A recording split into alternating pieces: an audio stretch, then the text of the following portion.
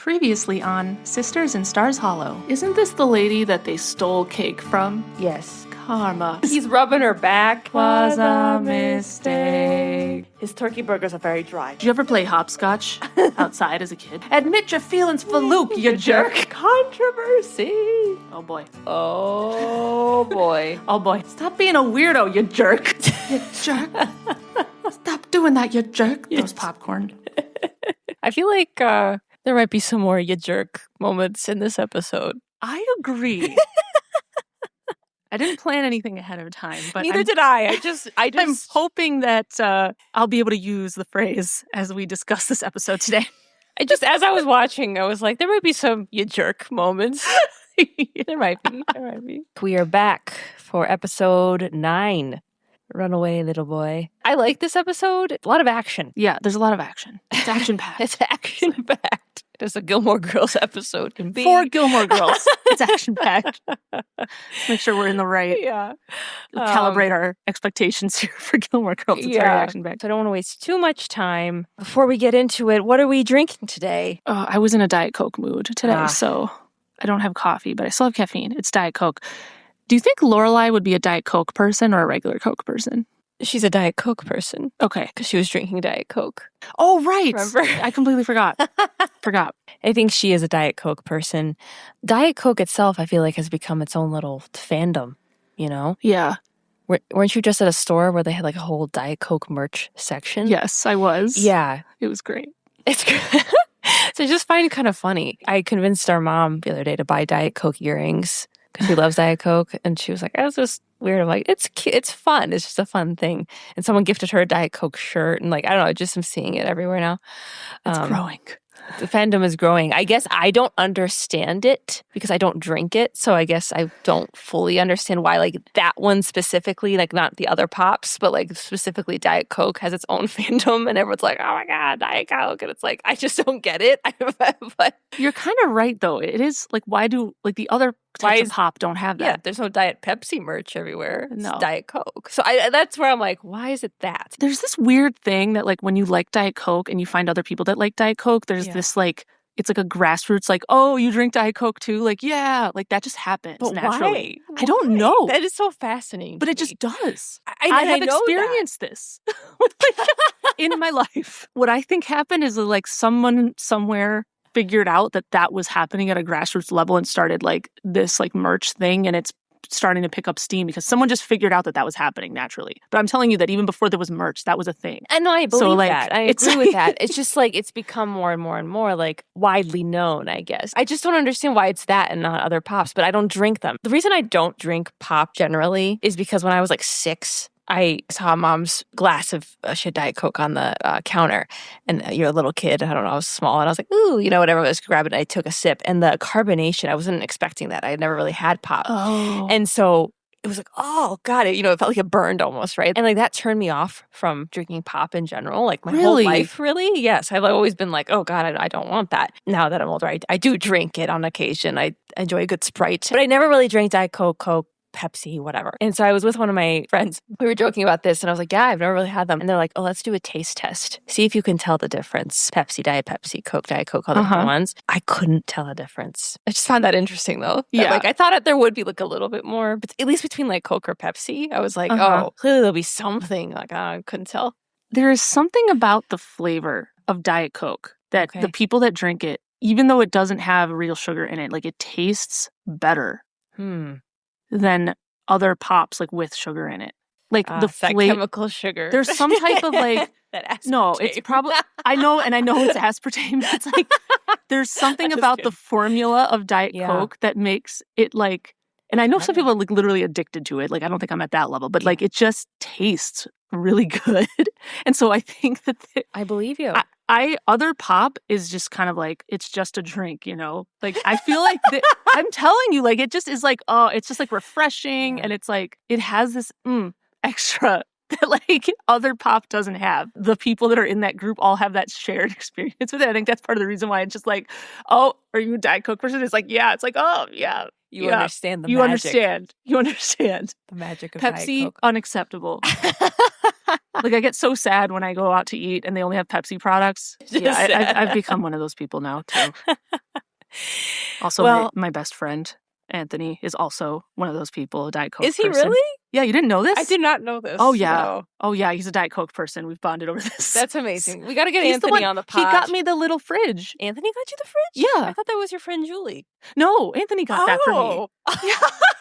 Okay, I'm learning so much. You've talked about it before. He got me because you're a level 3 Diet Coke fan. Because you have Diet Coke merch. Yes. Okay. I didn't know he did that. That's hilarious. Oh my gosh. Yeah. We got to get Anthony on the pod. I know. We really do. He's We coming, really, you guys. really We do. don't know who he is, but he's coming. Oh my gosh.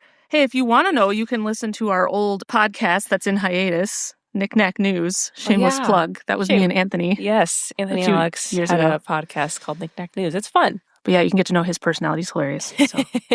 Anyway, you are drinking a Diet Coke. I am. I today am drinking, similar to last time, Stoke with the brown sugar shaken espresso creamer, but I also found Starbucks horchata creamer. And what I've done is I've now combined the creamers. So I now have a brown sugar cinnamon shaken espresso with a Stoke cold brew. This is my dream, everyone. Love brown sugar, cinnamon brown sugar, whatever. That Julia combo. is like crying. I'm tearing up a I'm little going to bit. try that. I'll try that next time. I love a good It does sound good. cinnamon sugar moment. I think I've mentioned this before. You have, I think. I'm cinnamon pretty sure. rolls and things and like stuff like that. I'm like, yeah. Cinnamon sugar moment. And that makes me happy. All right. Well, let's get into this episode. I'm excited to talk about it. I'm Julia. I'm Alex. And this is Sisters in Stars Hollow, Season 2, Episode 9, Runaway Little Boy. So the episode opens to Lorelai coming home. She went out and rented some movies. She's calling out, saying she couldn't make up her mind between The Shining or Bringing Up Baby. And she starts being like, oh, I know what you're thinking. And she starts walking into the kitchen. And she walks into, finds Suki and Rory standing there looking suspicious. And they're like, hi. And Lorelai is like, okay, what'd you break? And Suki goes, nothing. Well, the broiler. But this came in for you and Max. And they step aside to reveal a late wedding present. Pretty late, I'd say. Yeah. Feels like it's been a few months. Because wasn't that supposed to happen like in the summertime or like at the end? Yeah, like right before school was starting. End of summer? End of summer. Oh, yeah, it was end of summer, right? Yeah. Because Lane was saying like, oh, I'll be back for my summer thing. Yes. For the wedding, probably. Yes.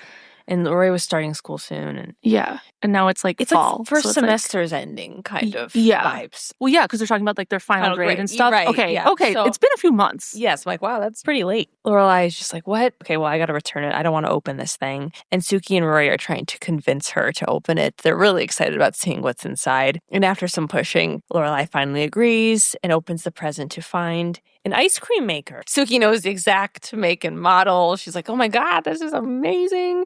Jackson just got his apple crop. We can make cider ice cream.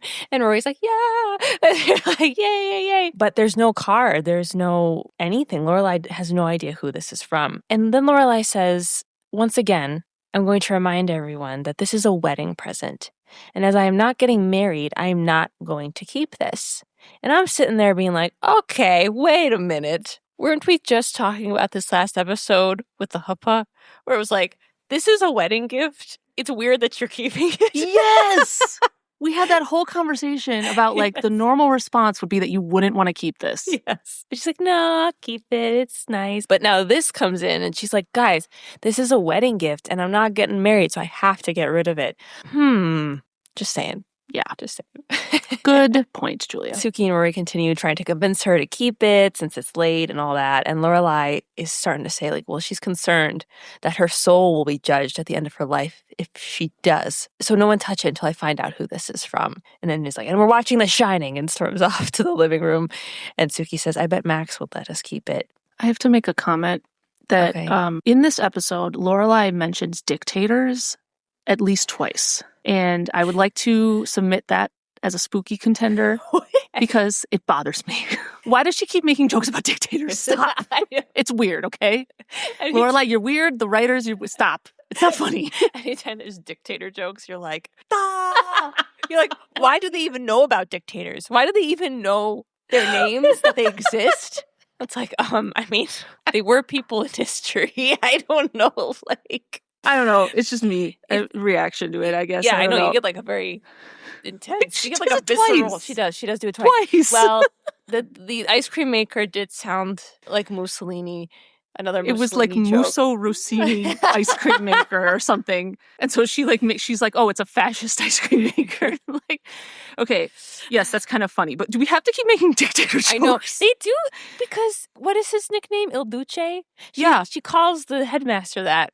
All those episodes back. That it's another one that comes back. Yeah, a lot of Mussolini references throughout the show, apparently, that I never you didn't realized. know until I was like sensitive to it. Like, why did they keep doing this? Yes. Anyway, just wanted to okay. pose that as a spooky contender. Yeah. Okay. So we fade to the intro and fade out. We are at Chilton, and we are in a Shakespeare class. The teacher is talking about Shakespeare, saying his works were meant to be experienced, lived. They are given an assignment where they have to get into groups and nominate a director, cast a scene, and present a scene from Romeo and Juliet with their own interpretations of it. Last year, the assignment was Richard III, and the teacher's giving examples of how people in the group did these scenes. One group was the mafiosi. Another group set their scene during the Roman Empire. And my favorite, the climactic last scene was set during the final days of the Sonny and Cher show.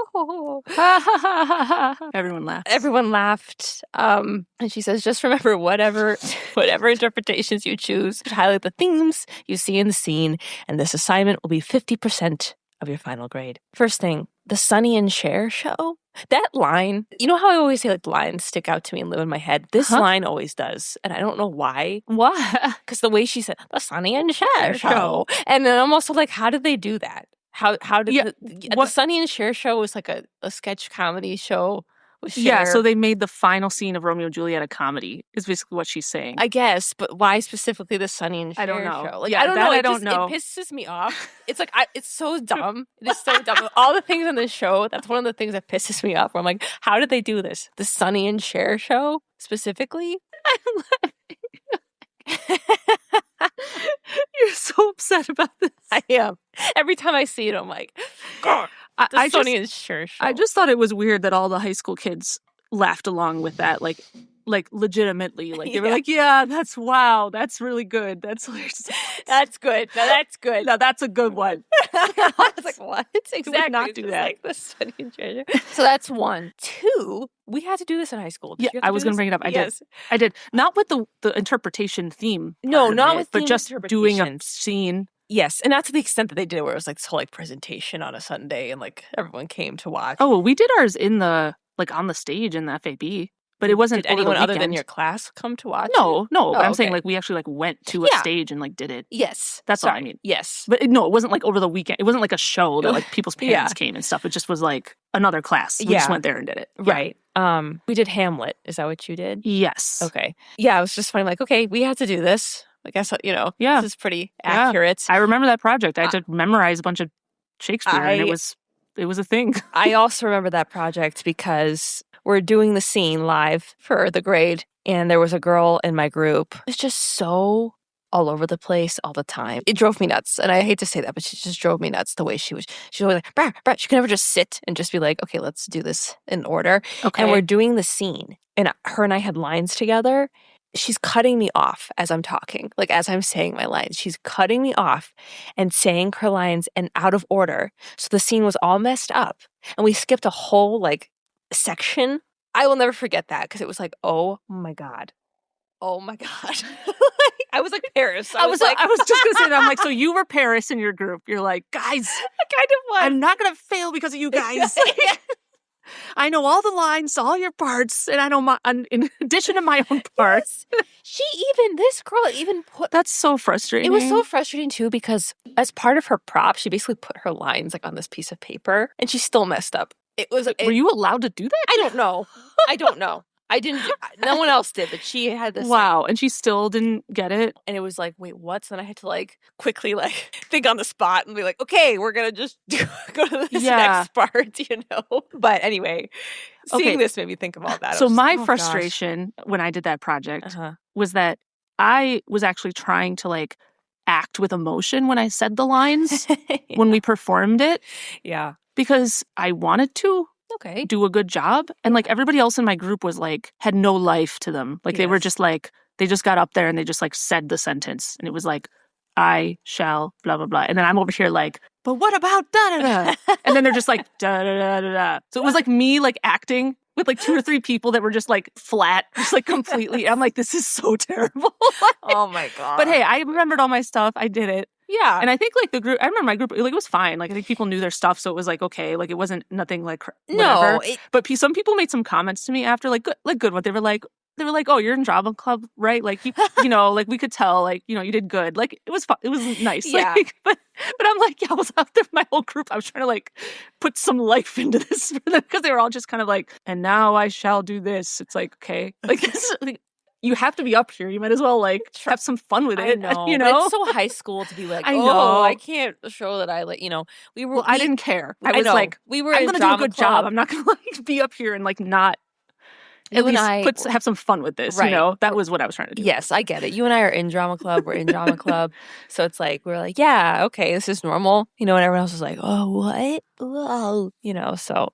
But yeah, so this is what they have to do. And we see that. Who does Rory get paired up with? Paris, Madeline, and Louise. Who else? And they have all been assigned Act 5. They're all like, okay, great. And as they're leaving the classroom, Rory's stopped by Henry. He makes an appearance. He's still around. And, you know, he's telling Rory that he has Act 3 and they're talking about their acts. And then he says, okay, tonight, 8 o'clock. And she says, I'll tell Lane. All right. Right. Henry and Lane are talking. Yeah. This is good. Like we finally get an update on what Lane's doing. Yes. It's like, been waiting for this. There you go. And Paris comes over to them and is like, sorry to interrupt, but see, we're all standing over there trying to map out a game plan and rehearsal schedule. And I'm sure whatever you're discussing over here is, well, let's just say it, fun. But you're going to have to But you're going to have to discuss your clam bakes and your sock hops some other time, okay? Thanks. And Henry's like, well, that was scary. Rory joins the group. He's just with them, and we hear Louise say, well, look who's back from suspension. And we pan over to see Tristan, Chad Michael Murray. Where has he been? Yeah, I thought he was just like quietly off the show at this point. Yeah. He makes a reappearance, and I was like, oh, where is this going? Okay. Mm-hmm. Then they had to explain like where he's been. You know? He's They're like, right? Like because they're like he's been suspended, and Rory's like, what? Really? And they're like what? You haven't noticed that he hasn't been here? You hadn't noticed he's been gone. Yeah. I liked that. Yeah. Apparently, he took apart a teacher's car and put it back together in the science hallway. But he didn't work alone. He fell in with a couple of bad boys, Duncan and Bowman. The new year started, and there they were. What is this? Okay. Rory looks back at Chad Michael Murray, and he's just kind of hitting arms with these other boys. And she's like, what's going on over there? Flash to the Gilmore house, and we see Lorelai is on the phone calling up relatives to see who sent her this ice cream maker. Rory comes home, sits down next to her, and asks about how the calling is going. And Lorelai's like, yeah, well, it's crazy because it's turning out that my parents are the normal ones in the family. Never thought I'd say that. But then Rory tells Lorelai about the assignment and that she has to work with Paris and the girls. And Paris has appointed herself director and did screen tests for everybody. 24 takes. Lorelai's making jokes about the whole thing. And then Rory drops this bomb that she volunteered Lorelai to make all the costumes. And Paris wants to have a concept meeting with Lorelai tomorrow at 3. Lorelai's like, what? Rory says, yeah, she needs a resume and a sample of your work, some referrals. And Lorelai goes, my bare butt to kiss. And Rory says, if that will set you apart from the other applicants, then yes.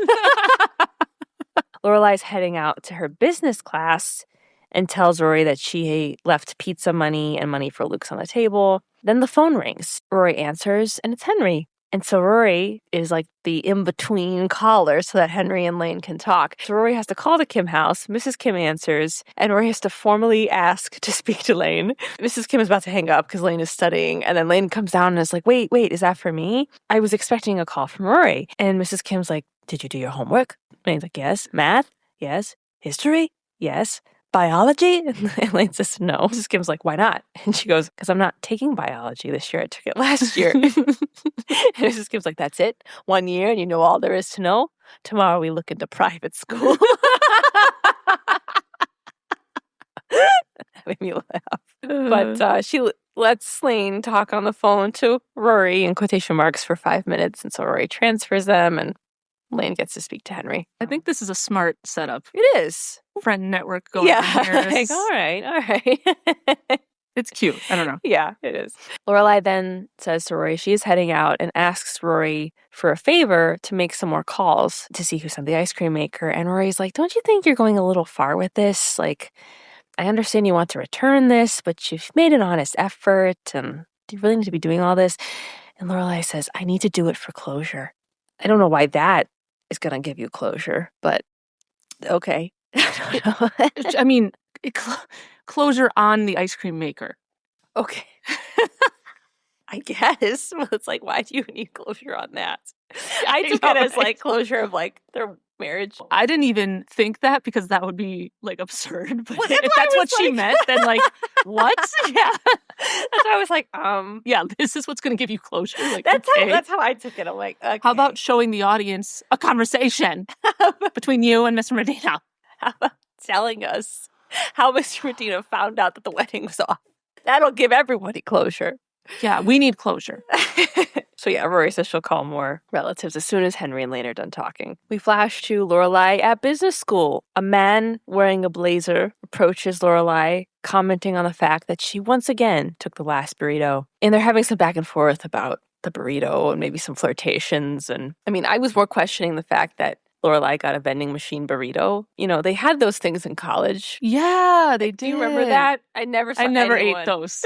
Getting anything from those vending machines. I did not trust those. No one ever did. It was like, oh. Like, yeah, it was like a refrigerated machine that you didn't really know how often they changed the contents. Exactly. I feel like once in my entire college, I was with some people and someone got something out of there and we were all laughing about it. Like, really? Like, are you sure you want to try that? And like, this guy was just like, yeah, I'm going to try one of the sandwich. Like, it was like a funny joke thing. Like, yeah. They did it on a dare almost. Like, try the vending machine burrito. Yeah. Oh my God. Yeah. I was like, I don't know about this. Anyways, that just made me laugh. But her and this guy are starting to talk, and he makes some comment about the theory about how one day we're all just going to be raised by machines. And again, I'm like, what year is it? What year is it? What year is it? Wait, one second. We've explained to the listeners what that quote is from, right? So as I was saying it too, I don't think we have.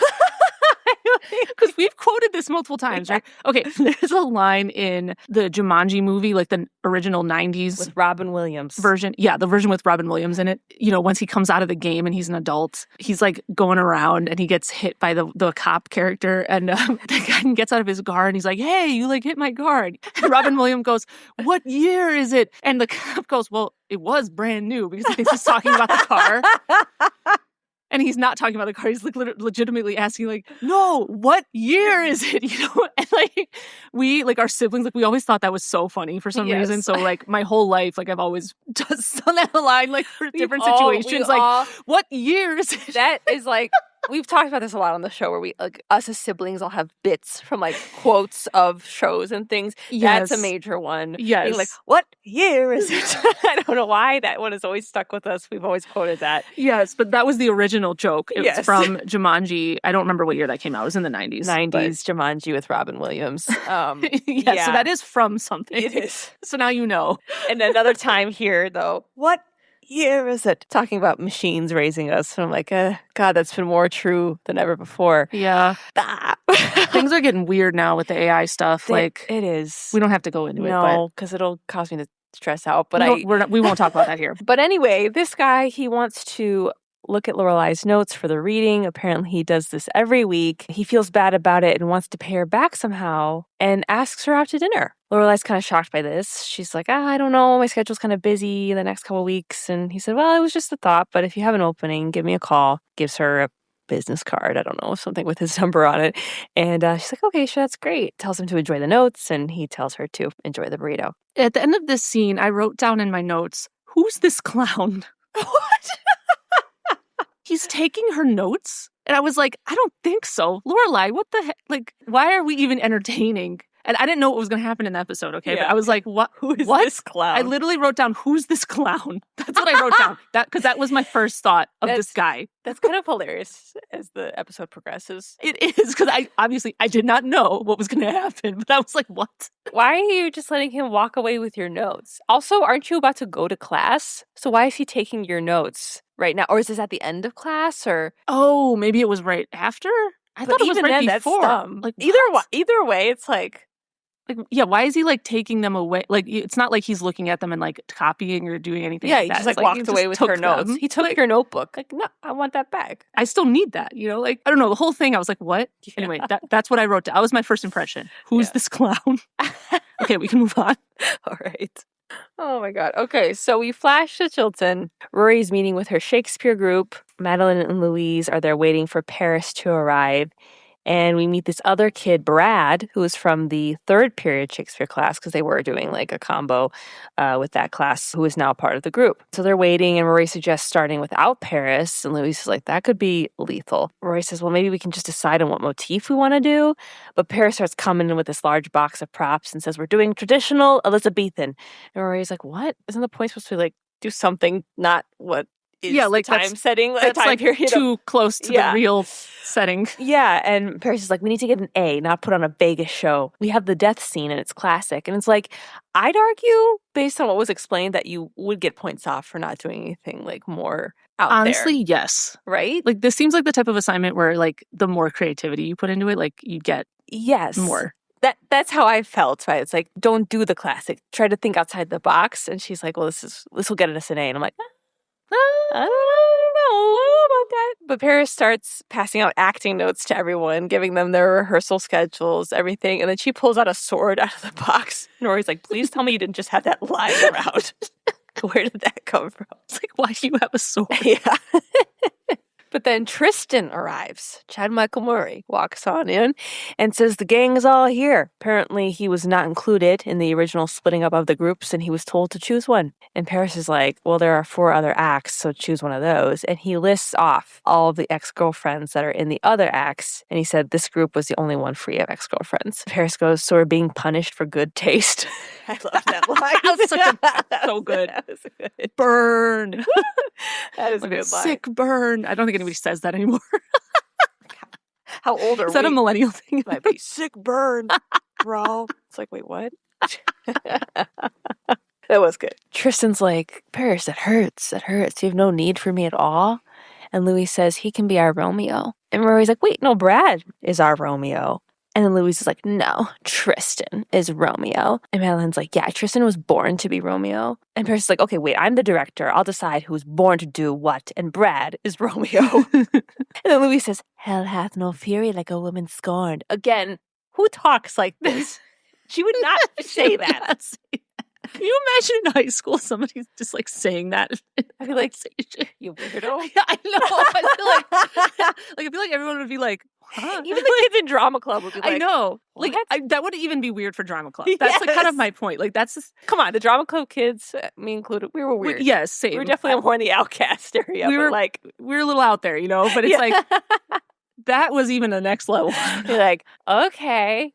Oh. Anyway, Louise is saying to Paris that she's letting her personal feelings get in the way of this. And Paris is like, no, I don't want to give the lead to someone who can't even manage to stay in school. Louise says one thing, 50% of our final grade. And I'm thinking, yeah, exactly. So give the part to Brad. He's supposedly, maybe, I don't know, more responsible than Tristan. You're not going to get graded because Tristan is good looking, so you're going to get an A. Yeah, like, that's not part of the grade. Yeah, it's so like, how much does this person look the part? It's, are they going to know their lines and like do the assignment? But this convinces Paris. I think she like gets fully convinced when, doesn't Rory like look at Brad and asks him like, she asks Rory like, well, how do you feel about this? Because she trusts Rory's opinions on things. And Rory looks at Brad and says, well, how do you feel about speaking in front of a lot of people? And Brad says, I tend to throw up. So like, okay, well then we have no choice. We have no choice. But the reasonings behind everything for this doesn't make any sense. Paris looks at Tristan and says, but I'm warning you. And his pager rings and he's gots to go. he's gots to go.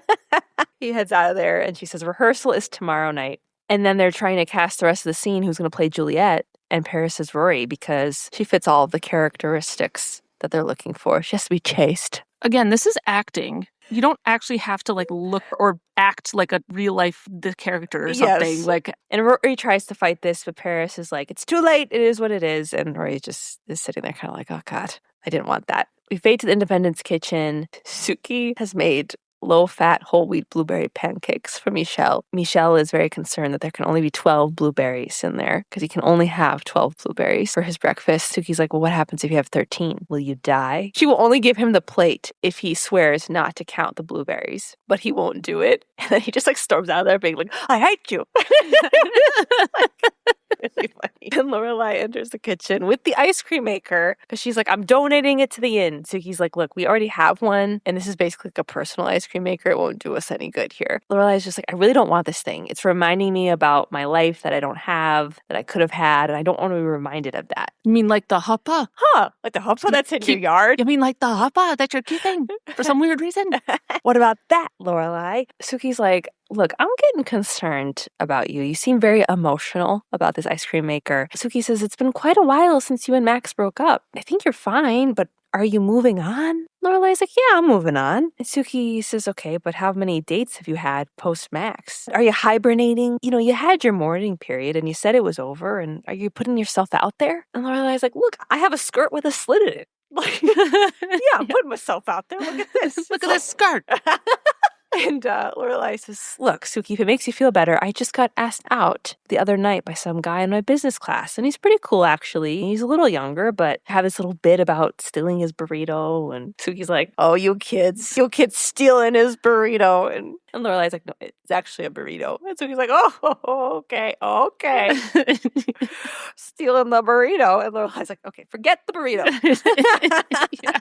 Suki's like, okay, so when are you going out? Lorelai says, I don't know if I should. And she's concerned, like, what if it doesn't work out and they have class together and it'll be weird and I don't know. And Suki's like, look, not every guy has to be the guy. Just, put yourself out there. And so Lorelai says, okay, I'll call him tonight. And so he gives her a hug. And as they're doing that, we see Michelle trying to sneak in and steal the blueberry pancakes. And Suki stops him and is like, it's all or nothing. And he's like, damn you. And storms out of there. We flash to the Gilmore house. Lorelai is working on sewing the costumes. Rory is on the phone with Lane, and we find out that Lane is allowed to go to the reenactment. She was able to somehow convince her mom to go, and says she does not want to tell her parents about Henry because that will either lead to they hate him and it will be over, or they will love him and he will be odious to her. So she's fine with this little bubble that they're in right now. It's working. She's like, it's fine, it's working. Because Rory was questioning that a little bit. Like, do you really want to be doing this? Like, you're calling him Rory on the phone? Like, is that weird? Like, I don't know. She's like, I'm just fine with how things are. It's working out great. Lane has to get off the phone and they hang up. And then Lorelai comes into the room showing off the headdress that she's made. She's like, really, it's a really nice headdress. And they're talking in Old English to each other. And Rory's like, but look at the time. And Lorelai, she's running late. She's going out to dinner that night. Phone rings again, and Rory answers, and it's Paris. She is upset because other groups are rehearsing in a space that she already reserved at the school, and she doesn't want any of the other groups spying on them. And Rory's like, I don't think the end of Romeo and Juliet is that much of a secret. And Paris is like, no, I don't want them spying on us for our interpretation. You're not even like doing an interpretation. Yes. But Paris says, I went online and found a misspatty.net, and it's in your town. And Rory's like, there's a misspatty.net? And Paris is like, yeah. And I want to rehearse there. And Rory's like, no. I do not want us rehearsing here. I really want to keep my school life and my home life separate. Paris says, tough. Madeline and Louise are already on their way. We'll see you in half an hour. I would be freaking out. I'd be like, oh my God. Hey, at least they're not showing up at her house. That's true. And there's a yard sale going on. That'd be worse. Yeah, that would be worse. Lorelai's running late. She's looking for her purse. And Rory's just like, Mom, the rehearsing here, explains the whole thing. And Lorelai's like, whatever, it's fine. You don't have to drive to Hartford. And Rory's like, but Tristan is in our group and Dean lives here and this sucks. Quick pause. Yeah. This is the second mention of the dictator is in this scene. Oh, it is? She says, have you seen my bag with the beads and the fur that kind of looks like Stalin's head? What? Who describes a purse like that? Okay, now in that context, I think that goes more for like spooky moments. Like, why are you thinking of it in these terms? Who says that? Who says that? At least the other one like sounded like you were saying Mussolini or something. Yes. This is like, it's completely out of nowhere. There's no reason for this mention. And if it's like this purse, I don't remember seeing this bag in the scene. See it. But if it's like a furry bag or something and you're making a joke that's like it looks like a messy hair, maybe say like Einstein's head or something, maybe.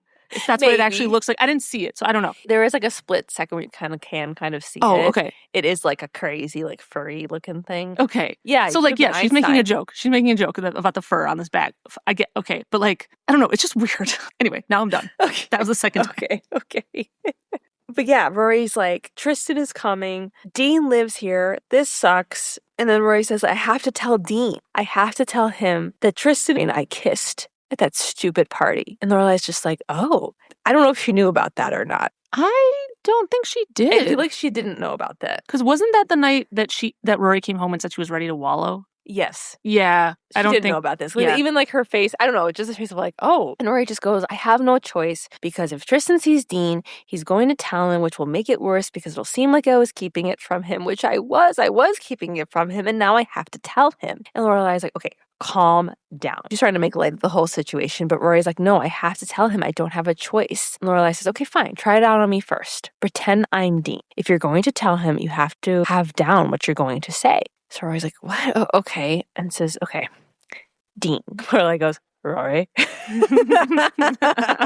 It's like, okay, come on. She's like, okay, I'm being serious. And Rory says, okay, Dean, remember last year when we had broken up and we weren't together anymore because we had broken up? And Lorelai's like, yeah, that's good. Mention it three times. Yeah. And Rory goes, and there was this party and I went and Tristan was there. And somehow, I'm not really sure how, we ended up in a room together and we kissed. Lorelai just starts grilling Rory back, like being Dean about like how this all went down. And then it kind of leads to, okay, so the night after we broke up, the night after I told you I loved you, you kissed Tristan? And Rory's like, oh my God, I'm a terrible person. You're right. He told me he loved me and the next night I go and kiss Tristan. Rory's like, I hate myself. Like, oh my God. And it's true if you think about it in that way. It's yes. Like, ew. Yeah, when you think about it in that way, that is kind of bad. It's kind of bad. Uh-oh. And Lorelai's like, whoa, okay, it's me talking now. Look, you didn't do anything wrong. You were hurt. You were confused. You were broken up. You didn't do anything wrong. And Rory's like, okay, but tell that to Dean. And Lorelai says, no, because we're not telling Dean anything. Listen, I know your mishonesty. Doing this might make you feel less guilty, but it's going to hurt Dean very much and possibly screw up the really good thing you have going now. Like, do you want that? Lorelai says, relax and be calm. Everything is going to be fine. And can I ask you one more question? Do you think my hair looks cool? Because some days I wake up and I'm like, I'm cool. And I could be cooler. I'm really cool. Rory's like, okay, bye. Leave now. But you can tell Rory is definitely very stressed. We flash to Miss Patty's. We see Miss Patty. She's leading some sort of like yoga meditation cool down or something. She's like, just listen to your breathing. Let the world melt away. In and out, in and out. And then Paris marches up and is like, we reserved this place for 8 o'clock and it's 8:04. And Patty's like, you can't rush a cool down. And Paris yells at her and Patty goes, careful, your face is going to freeze like that. At that time, the group comes up. Madeline, Louise, and Brad are all there. And Rory's there too. And it's like, where's Tristan? And they say he went over to the market to buy cigarettes. And Rory's like, what? Oh my gosh, I'll be right back. So she runs over to Dosie's. We flash to Dosie's and we see Chad Murray coming around the corner being like, excuse me, stock boy. Could you tell me where I can find the shortening? Dean's like stacking things on the shelves. He starts making fun of Dean's apron. And Dean is like, what are you doing here? And Tristan says, well, to be honest, there was something I wanted to ask you. Asks him about which flour, in Dean's professional opinion, will make a cake fluffier. Dean says, you drove all this way out here just to be a jerk. Get out of here, you jerk. I was waiting for that. I know. I'm like, a jerk was mentioned in this episode. Like, the word was said. Get out of here, you jerk. Throwing popcorn. I hate you, Tristan. In this scene, throwing cornstarch boxes at him. Yeah. And then Tristan says, no, I'm here for Rory, for the play. It's Romeo and Juliet. Dean tells him to leave. And Tristan drops flour and money on the floor, like wanting Dean to pick it up. And it's like, oh my God, he's being such a jerk. Rory comes running in there and takes Dean outside. And Dean is like, what is he doing here? What is going on? Rory tries to explain the whole situation to Dean. And Dean's like, you and Tristan wind up together a lot at that school. Okay. It's like, it's a dumb comment, by the way. Rory's like, it's just a project, that's all, nothing more. Dean's like, wow, you and Tristan playing Romeo and Juliet, just perfect. I really hate this. And Rory says, look, we do the scene on Sunday and then it will be over. And then it's back to, Tristan, who's that? I don't know him. And Dean goes, you must mean that young boy who got mysteriously strangled by the Dosie Market apron one night. Dean. Why would you say that? Dean. That is my spooky moment contender. He basically outright is like, let me repeat that again. You must mean that young boy who got mysteriously strangled by a Dozy Market apron one night. Why would you say that? That's so spooky. That's so scary. Like, I know you're upset with him, but like, It was a little detailed. It was like a little too detailed where I'm like, you're having some strange fantasies. Oh, God. No, I'm just kidding. Yeah, A spooky little moment spooky. contender. A little spooky moment. moment. Yeah. But then Rory continues the bit being like, oh yeah, I heard about that. It was awful. They say drugs were involved. Rory, what? Yeah, that was a even weirder comment to me. I was just like, wait, what? It was like, this is like one of This those is going into a weird, yes, that's what I weird direction. those two things combined. Okay, okay, really where I'm going to take this is like Rory and Dean are becoming one of those weird like killer couples. You listen to true crime and it's like, where do these people find each other? But then it's like, it's happening right now. They're having a fantasy about they just like slowly go to this place and they realize they're both okay with it. And it's just like, what is happening? Rory and Dean becoming a weird murder couple is definitely one of my contenders. Noted. But then says to Dean, please don't be mad. I'm sorry. I'm really, really sorry. And Dean's like, well, you don't have to be sorry. You didn't choose to do this with him. What do you have to be sorry for? And Rory's just like, that I didn't tell you about the rehearsal and that no doubt is touring with you too. They confirm this thing will be done by Sunday, and Dean wants Rory to get Tristan out of the market. He's going to take a walk around the block. I don't want him to be there when I'm back. Fade to Luke's. That night, Lorelai arrives. Rory is eating and reading. Rory's like, oh, I thought you went out to dinner. Why are you here and eating mine? Lorelai's like, yeah, well, he took me out to this darling little place called Minnie's. Very hip, very chic, but it's very small portions. And Lorelai's just talking about the date. Like, yeah, we talked about all the things we had in common, and then the salad came. But Lorelai's really glad she went. It was, fun to just kind of get dressed up and just go on a casual date. It felt good. And Rory's like, that's great. We can celebrate by you getting your own plate of fries. Lorelai asks about the big rehearsal, and Rory's telling her a little bit about it, and then tells her that Dean and Tristan ran into each other, and she had to pull them apart. There wasn't any bloodshed, but she explained it all to Dean. Not everything, not the kiss, but everything revolving around this group and rehearsal, and Dean is fine now. Luke brings over fries, notices that Lorelai looks all dressed up. Lorelai says, oh yeah? Well, I feel very casual. Luke was like, okay, and just walks away from that. And then Dean enters Luke's. They offer him some fries. He says he's heading home. His mom made him fried chicken and saved him some.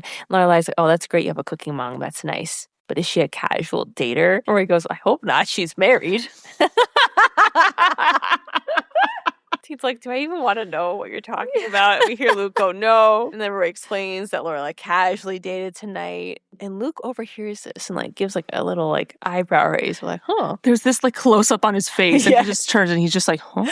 Raises his eyebrow. Yeah. Oh. Then Dean congratulates Lorelai on that. And then asks Rory, what time is rehearsal tomorrow? And Rory's like, 5. Why? And Dean says, well, it's my night off and I thought I might watch you rehearse. Stalker tendencies. Dean is going to watch Rory rehearse. He says it in an ominous tone.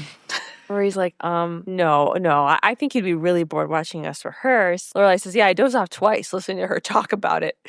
And Dean insists that he won't be bored. And Rory says, why don't you just come Sunday? And Lorelai's like, yeah, that's a good idea. After all, Sunday is the day of rest. And that's what you'll be doing, resting, because it is boring. And Rory's like, Mom, come on.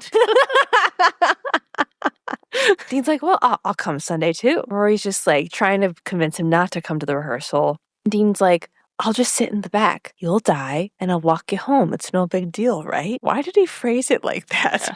He is creepy, insisting he has to be there and watch. And a weird overprotectiveness that's it's on the line of it's yeah. This is getting unhealthy. There's a line being toyed with. So yeah, he's like, I'll just sit in the back. You'll die and I'll walk you home. It's no big deal. She's like, okay. And he's like, good. So I'll see you tomorrow. And says bye and leaves. And Lorelai's like, yeah. Oh yeah, he's fine. Yeah. It's like, yeah, he's fine. He's fine. Totally fine. Not. Exactly. Not.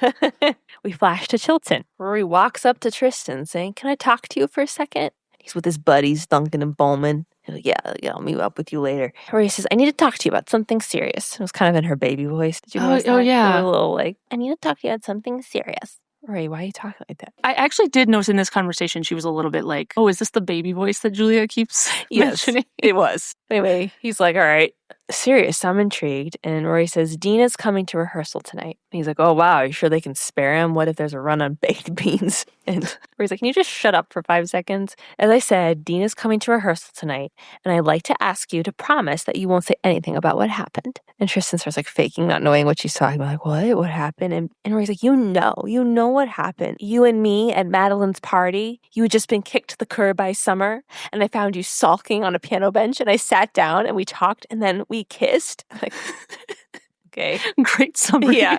Thanks, Rory, for the summary. He continues to play dumb. Rory says forget it and starts to walk away. Tristan follows her, being like, okay, so you don't want me to tell Dean that we kissed. You know, whatever, fine, if that's what you want. But he's going to find out anyway. Because, you know, when we kiss on stage, it's going to be pretty obvious that it's not the first time. I'm a good actor, but I can't hide that kind of passion. Rory's like, look, things are going really good for me and Dean right now, and I don't want anything to mess that up. Especially not something that meant nothing to me at all.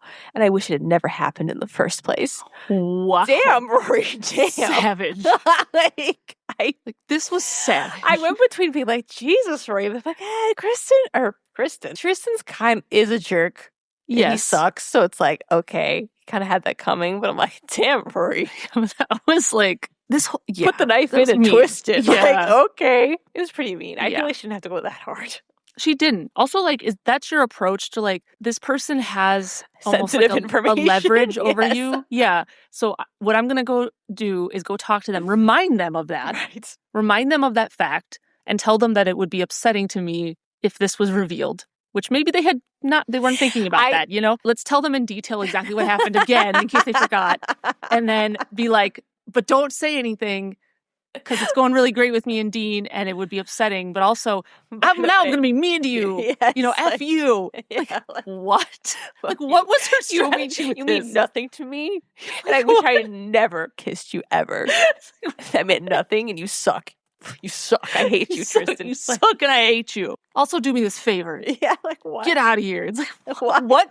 This was your strategy? Like, it made no sense. I was so upset at this. I'm like, she didn't even bring it up at all. Tristan probably never would have said anything. Right. He would not have said anything. That's what I'm saying. Like, why did she even bring it up? Why did she bring it up?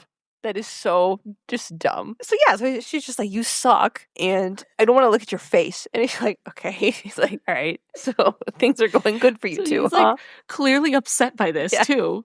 You would be. Like okay. No matter what, even if you are a jerk, you would be upset if someone said that to you. Like, yes. Clearly he still likes her, right? So it's like, or he did at one point. Yeah. I think there is still like some feelings there. He's like, okay, so I guess things are going good for you two, huh? And she's like, yeah, they are. And he's like, good. That's good. And turns and walks back to his locker. And Rory follows him and goes, so what do you think? And Tristan's like putting books back in his locker. And Rory's like, you just got those out. And he's like, well, I changed my mind. And Rory goes, are you all right? No. No, he's not all right. You're so oblivious, Rory. Like, Rory, come on. You're smarter than this, Rory. For being so smart, you have no common sense sometimes. Tristan's like, yeah, I think somehow I'll recover from the great romance between you and the Beeve. Yeah, I didn't. Any understanding? I was like, the Beebe? Like Bieber? No, it was the Beeve. Justin Bieber wasn't really a thing at that time. He says, I think somehow I'll recover from the great romance between you and the Beeve. And Rory goes, so a lot of stuff has been going on with you lately, huh? What? Now she's going to act like she cares about him? Yeah. Like as a friend? Like, no. And he's like, what? And she's like, you know, just like the car thing, the suspension thing, there's a lot of drama. He says, well, I get bored easily. She's like, that doesn't really seem like you. And he's like, and you know me? Like, what? Like, you guys, like, are not close. Like, what? And she goes, well, I know you don't get suspended for stupid pranks. Yeah, do you know that? Do you know that? Okay. And he's like, look, I pulled that stuff before I knew Duncan and Bowman. And she said, okay, but if you did, you didn't get caught. And you're getting caught a lot. So maybe Duncan and Bowman aren't the best people to be hanging out with. They're not as smart as you, Tristan. They don't have what you have going for you. Where is this coming from? Where is this coming from? I don't get and I don't understand. Like, this whole thing. And then he's like, all right, I'm going to bail before we get to the whole hugging part. And then the bell rings and then he leaves. And then he says, ask your boyfriend to remind me when it's coupon day, okay? And then they go their separate ways. What was that interaction? Starts off like, no, just like you shouldn't even have approached him. And then You're like, I hate you. You're gross. I never want to see your face. I wish I never even looked at you ever. And he's like, okay. And then he tries to leave. And then she follows him and is like, wait, but are you okay? Like, talk to me. You know, and it's like, no, I'm not going to freaking talk to you. I'm like, your after you friend. just- like, why did she do this? Should not have even. No. We flash to Luke's. Lorelai and Rory are sitting at the diner bar. Rory is not hungry. She is stressed about the rehearsal that's going to happen later. Lorelai says maybe Dean won't even come. And Rory's like, oh no, he'll be there. There aren't enough monster truck rallies in the world to keep him away from this tonight. But Lorelai says, okay, we need to do some retail therapy to bring you out of this funk. Today is the day that we're going to finally spring for those Powerpuff Girl shot glasses. I stopped at that and I was like, am I weird for wanting a set of those? I think I missed this part. So, like, that she mentioned Powerpuff Girl shot glasses. Yeah. And I was like, that actually would be kind of fun. I kind of want those. I don't know if you did, but I definitely watched Powerpuff Girls. I did. Okay. Yeah, I did. My favorite was Bubbles. I had a Bubbles doll. Oh. Our aunt got me a Bubbles doll when I was a kid. And I had a Powerpuff Girls Bubbles. little backpack and stuff. Oh, Powerpuff Girls. I'm like, I want Powerpuff like Girls that shot show. glasses. But at that time, you kind of see some people enter Luke's behind them. And one of the guys in the group goes, Lorelai? And she turns and goes, yeah. And he goes, hey, it is you. And tells the others that he's with. It's like, oh, look, it's the girl I was telling you about. And Lorelai's like, oh, Paul, I didn't recognize you with that hat. What are you doing here? He's just wearing a baseball cap. And he's like, oh, I'm getting some coffee. You talked about this place the other night, and my mom's crazy for coffee, and I thought I'd bring them here for breakfast. And Rory's like, who is this? And we find out that this is the guy that Lorelai went on the casual date with the other night. Lorelai's like, oh, okay, this is my daughter Rory, and Paul introduces his parents, Dory and Sid. Luke comes over and asks if they're ordering anything, and Paul's like, oh, Luke, is this Luke? Oh, you're totally Luke. Oh, man. Mom and Dad, this is Luke. Like, wait, what? And the mom's like, we've heard so much about you. And the dad goes, darn shame about that, Rachel. Like, how do they know all this information? Lorelai's really chatty about all this stuff going on in Luke's life. And Luke's like, who the hell are these people? Yeah. Lorelai explains that this is Paul, her friend from business school. Paul says, yeah, we went out the other night. You know, she talked about this town and the people. And yeah, like, we're going to have 3 coffees to go.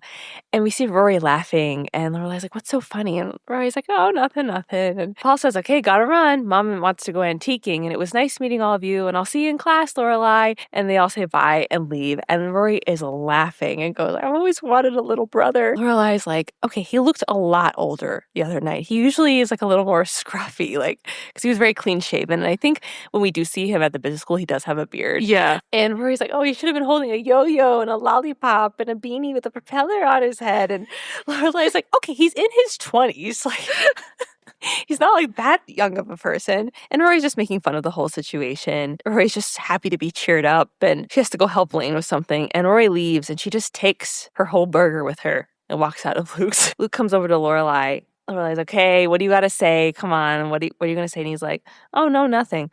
But there are 2 like actual young boys sitting at the diner bar. Luke tells them to like scoot down and move away from Lorelai. And Lorelai's like, okay, bye. And he's like, hey, how do I know where the cutoff is? God, it's terrible. Lorelai just leaves. There's this whole thing about him being this like really young person. I mean, he was like in his 20s. Like, he was I think he was like young for her. Yes. But not like young, like, you know, like he was like a teenager. Like, he was in his 20s. I don't know. And like, to her credit, how he presented himself at business school seemed like he was older. So like, yes. But I think that's part of the... It is, but it's the like, whole thing. People is are like really at the harping business, on it throughout the episode. Yeah, at the business school, he did not seem like he was like younger in his behaviors that way. Right. Then he comes in and it's just like, the way he's dressed, he's with his parents. It's like, what? Like, okay. But also this whole scene happened and I was like, I knew he was a clown. I know, yes. I was like, I didn't know it. Clown. He's a clown. I mean, he's not a clown. He's just like Clown very like tendencies. golden retriever-esque younger person that's like not really a good match for Lorelai right now. Exactly. That's all.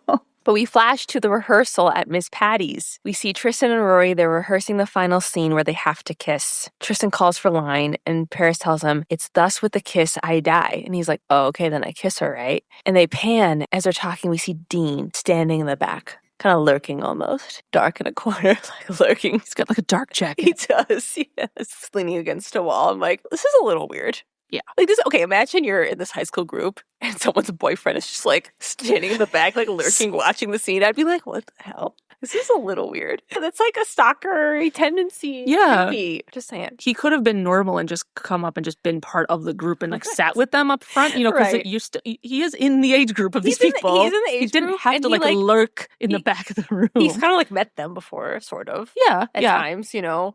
So like he could have come up and just been like, oh, hey, I'm hanging out, you know, looking like a normal person. And they would probably been like, okay. And he didn't have to like lurk. Yeah.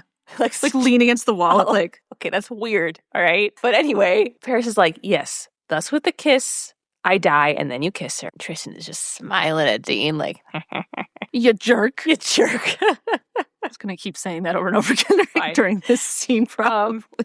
And Paris is like, why are you smiling? Do you think this is a joke? The performance is tomorrow. Tristan's like, oh my gosh, I totally missed that the first 40 times you said it. Paris is like, I warned you. I will not fail because of you. I will replace you with Brad in a second. And Brad's like, dear God, no. And Rory's like, can we just get this over with, please? And Paris says to Tristan, if you yell line once more, you are out, and tells Brad to start memorizing lines. And Tristan starts again, and he says the line again. Oh, true apothecary, thy drugs are quick.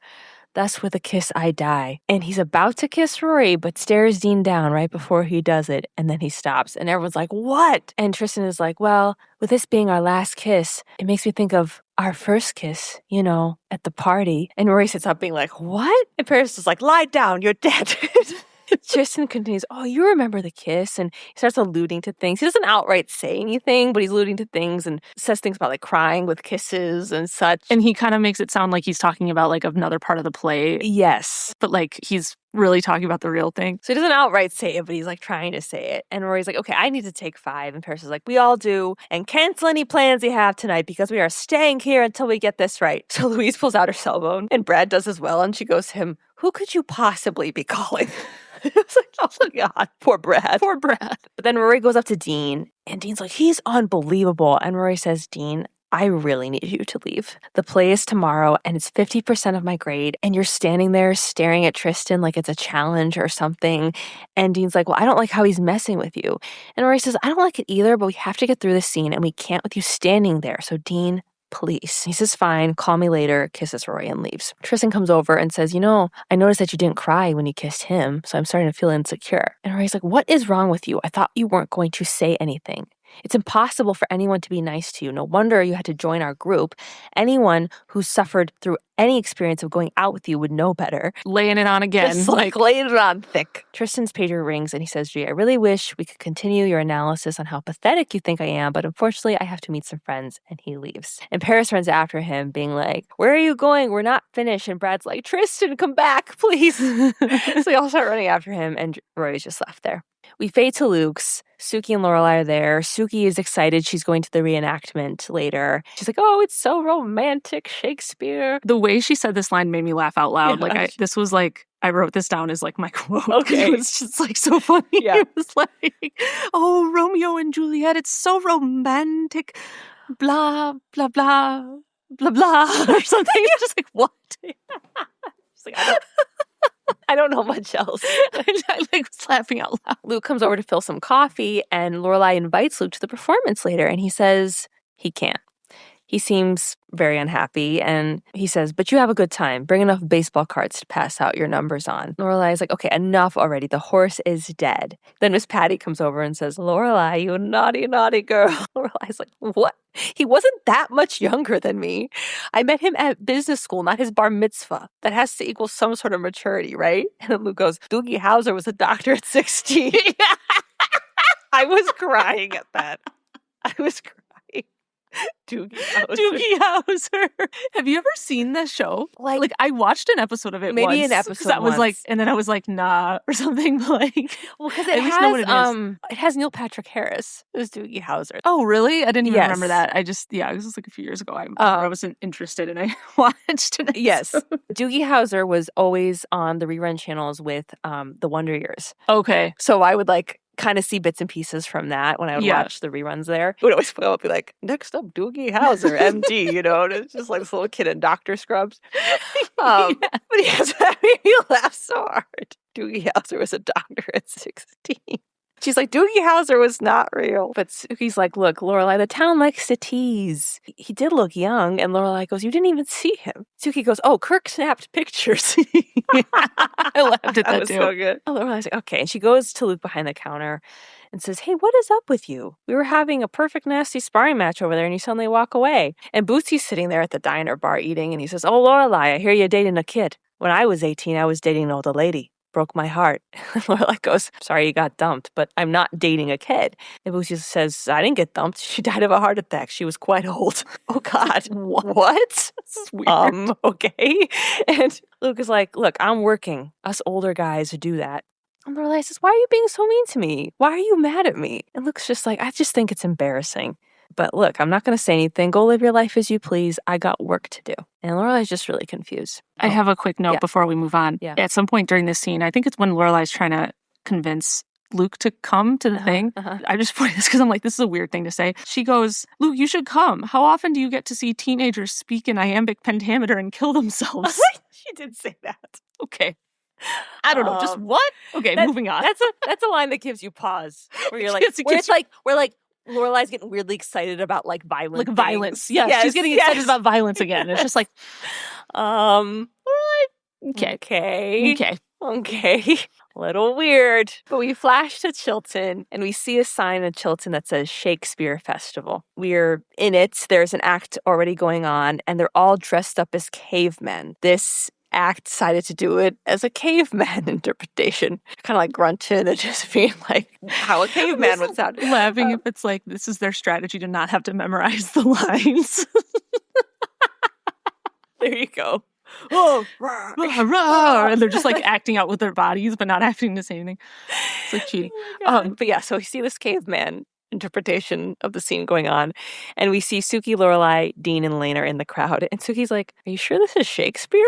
And Dean's like, "What's with all the grunting?" And Lorelai says, "I wish Luke was here. He could translate for us." It's good. Okay. Rory stops over to visit with them. She's in her costume. They're like, "Oh, you look great." And Act 3 is up next, which is Henry's. And Lane's like, "Oh gosh," she's so excited. Like, "How do I look? I can't wait to see him." And Paris comes and pulls Rory out into the group in the hallways, being like, "I need you." And I'm thinking too, like, why is Rory not backstage? I was thinking the same thing. Like, you don't go out in the audience before you're up in a performance. You do like, not. Also, part of me was like, are they going to make this again like one of those things? She's like, I'm on in 5 minutes. Like, why are you over here? Yes, like, you need to get in that.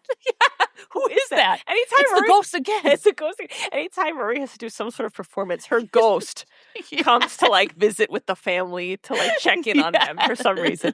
It's like, what is going on? Yeah, you don't do that. Like, maybe if it's like hours beforehand, if this was somehow like an all day thing, which it's not, but maybe, but like not when it's like, oh, we're on like in less than 30 minutes. No, you're not out in the audience. Like, we're backstage getting ready. You need to be mentally preparing yourself. Yes, going over your lines. But yeah, Paris comes and pulls her out in the hallway saying, I need you. He's not here. Tristan is not here. I've called his cell home everywhere. The 3 girls I know he's seeing, like, I don't know where he is. And Rory says, okay, calm down.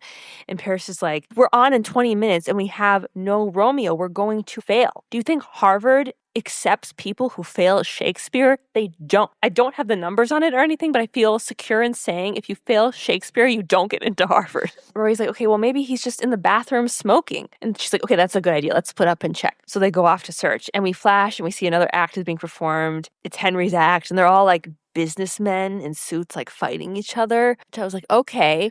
I don't know what that theme is, but like, okay. And Henry gets knocked down and he has a line and Lane's just watching and be like, oh my gosh, this is amazing. We flash back to the hallway. Paris and Rory are still searching. And Paris is like, I knew this was going to happen, but no one listened to me because Tristan had to be Romeo because he's hot. Rory's like, okay, well, what about Brad? And she goes, Brad transferred schools. He got so stressed out by all this. He transferred schools. And then Tristan comes around the corner and they're like, where have you been? We're on in 10 minutes. He says he can't. My dad pulled me out of school. And Paris just storms off. And Rory's like, what happened? And he says, nothing. I just ticked off the old man. And she's like, what? By doing what? Tell me what happened. He got into trouble involving Duncan and Bowman. They tried to break into his dad's safe. And he's like, I don't know. Bowman had the key. It was no big deal, but there was a silent alarm. And Rory's like, that is so stupid. Why did you do that? Look, you can maybe apologize, put back the money, and explain that you were going through something. And he's like, yeah, I was going through his safe. And she goes, why would you do this? And he's like, I don't know. I guess that it's something I can ponder at military school. His parents are sending him to military school in North Carolina because of all the just trouble he's been getting into. Rory doesn't know what to say. He says, well, I imagine you're overwhelmed at the relief of knowing that soon I will be gone. And Rory just says, I'm so sorry.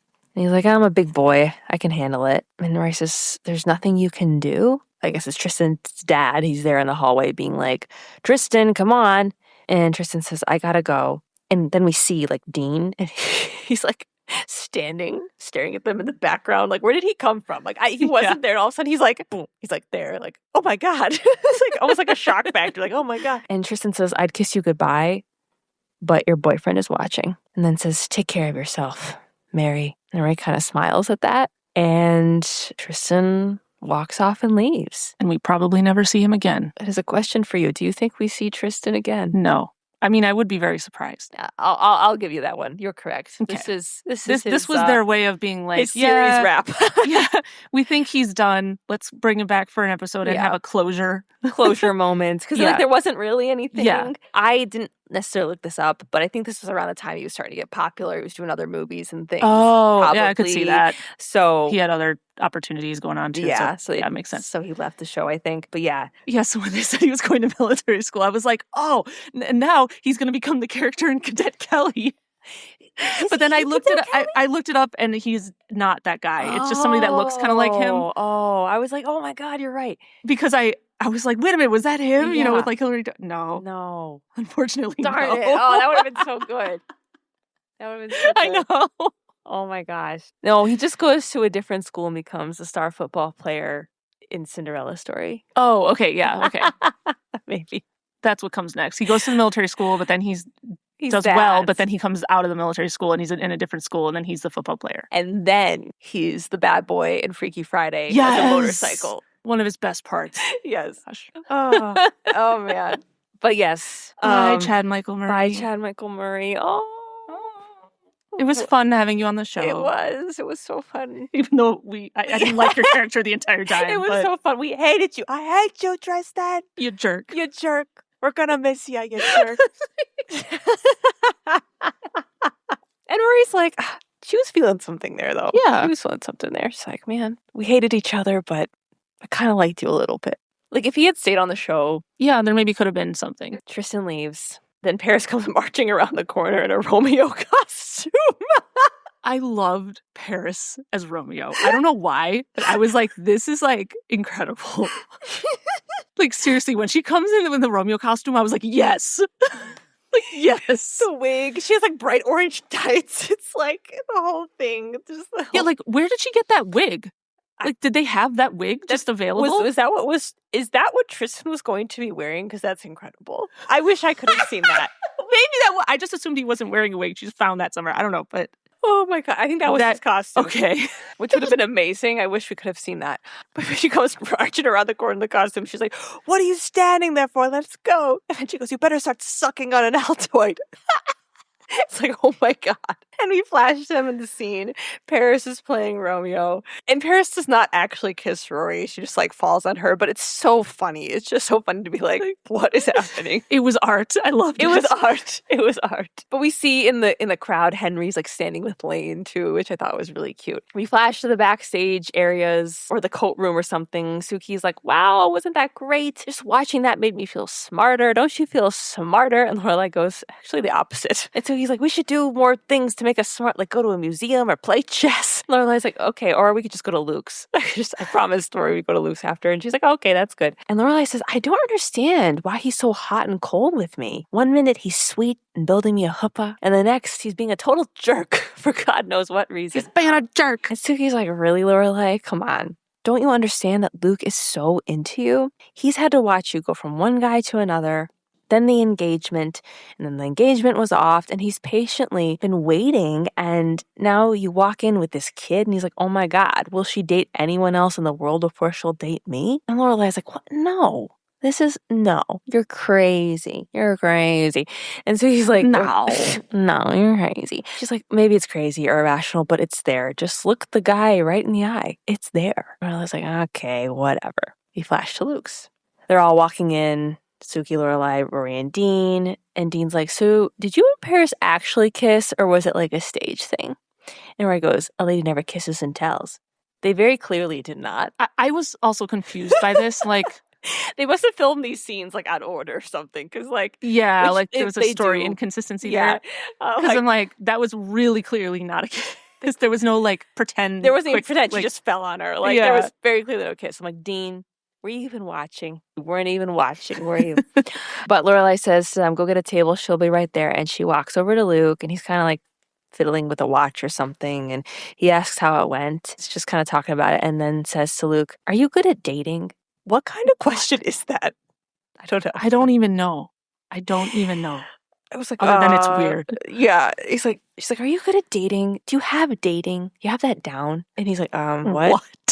She's like, is this about that kid? And she's like, no, it's just a question. He's like, well, I don't know that I have it down, but considering I live with my nephew, I'd say probably not. And she goes, I don't have it down either. I've never really been good at it. I've never liked it. It's too much of a what if. I like things that I can count on. And actually with Max, it was the first time I was like, hey, here it is. One person who will always be there for me. And then I turned around and then suddenly it was like, oops, wrong. Keep moving. And Luke's like, why are you telling me this? A question we all have, Luke. Yes. Lorelai says, I don't have very many people in my life who are in my life permanently, forever, that will always be there for me. And I will always be there for them, you know? There's Rory and Suki in this town and you.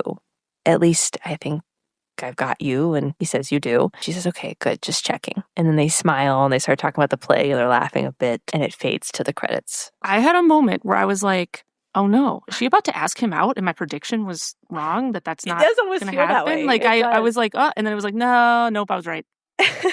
They're still going to, nope, nothing's going to happen. A lot of stuff happened. It was a series wrap on Chad Michael Murray. Yeah. He's gone. Goodbye, Chad Michael Murray, goodbye. Time to say goodbye to Chad Michael Murray. Nice. That's a weird memory that's probably stored from when I was a child. So you're welcome, everyone. Okay. You want to just start doing the recap? Yeah, let's do it. Okay, we're going to go to fashion first. Okay. Guess what? Lorelai wore both colors of that jacket episode. She did. I was like, both colors. There it is. And once again, I was like, why am I not gone and found one of these yet? It's on my to-do list. It's on your to-do list. I'm going to get one. I'm still going between, do I want the navy blue or the burnt orange? I personally think you should try to get the burnt orange. The orange. I think that would complement you and look really nice and be different. Yeah. And kind of like modern. Mm-hmm. So if you could find that, I would say that one. Okay. I will follow your advice on this. Okay. I'll try to find that. Yeah. And then Paris's Romeo outfit is in the fashion. Yes. Costume, I guess I should say. But that is definitely in the fashion. Paris's Romeo outfit is the highlight of this episode. Okay, spooky moments. All right, what do we got? We've got Lorelai keeps mentioning dictators. Mm-hmm. We have Dean's stalker tendencies. Yeah. Several things under that category. So he threatens to strangle Tristan. And then Rory makes a comment about drugs right after that. Oh, yeah. So it's like that whole thing. Yeah, that's kind of... Okay, so it's like two separate things a little bit. It's like Rory and Dean are becoming like a murder couple. Yeah. And then Dean is like being a stalker tendency. Yes. Just looming, lurking in the background. Yes, of several moments in the episode. Yeah. Yeah, so those are the two. Okay. I vote for the stalker thing, personally. Just the lurking. Yeah, just the lurking. Versus the Rory and Dean talking about being a killer couple. Where they were like, I mean, maybe they're both it's gonna be a whodunit. A similar standing. They'll never know. They'll never know it was us. Like, oh, okay. How do these people find each other? But yeah, I think Dean just lurking in the background of the rehearsal. Yeah. Was pretty spooky. All right. And then the other note, wholesome moments. How about Lane talking with Henry? That was good. Lane and Henry's just like having a little bit of a relationship. Just like their relationship. Was cute. I liked it. Maybe that was nice. Yes. Like she got to see him in the performance too. Yeah. Just like, it's cute. That was good. On the romantic analysis side, I know Tristan is gone. Yeah. But I'm wondering if that whole incident may still come up because there's a lingering now, like, because it's obviously been very well established in this episode that Dean does not know about that. Mm-hmm. And Yeah, do you think that's going to come up again? it could, Mm-hmm. because I still think they're going to break up probably this season and maybe soon. So but I don't know what could cause that. It could be any number of things. That definitely could come up again, even with just Tristan just like not being around. Yeah. It still happened. Yeah. And he doesn't know about it. Right. So it's hanging in the air. Mm-hmm. Jess was not around. He wasn't in this episode for some reason. Like, he could have been at the diner at the end. He could have Where been. was he? Yeah. I don't know. He had his own plans on Sunday night, I guess. I guess he had plans. Yeah. Lorelai and Luke, it's a long game. It's a long, slow burn, drawn out, long thing. Game. I don't think anything's going to change immediately, even with this interaction today. In terms of quotes and standout moments, I like when Suki did the whole thing about like, oh, Romeo and Juliet's so romantic, but then all she could remember was this blah, blah, blah. Like, that was a good quote for me. Yes. I know I had stuff as we were talking, but like, maybe just Doogie Howser. Doogie Howser. I don't know if that's a good like standout quote, but just that's something that really made me laugh. Doogie Howser was a doctor at 16. Yeah, and then I guess predictions. We could either have something going on with like Suki next time, or maybe more about like the inn planning, or we could go back to the grandparents because they weren't around this episode. The next episode is the Bracebridge dinner. The Bracebridge dinner? Yeah. Okay, that sounds like something with the grandparents. So now I'm changing my prediction to something with the grandparents. Okay. All right, everyone. That was episode 9. Next time, it will be episode 10, the Bracebridge dinner. Oh, boy. Thank you so much, everyone, for listening. And if you enjoyed this podcast, please subscribe to us on whatever platform you're listening on. And if you want to support our show, head over to buymeacoffee.com/sistersinstarshollow. The link is in every episode description. And you can also message us and like us on Instagram and TikTok. Until next time, keep the coffee flowing.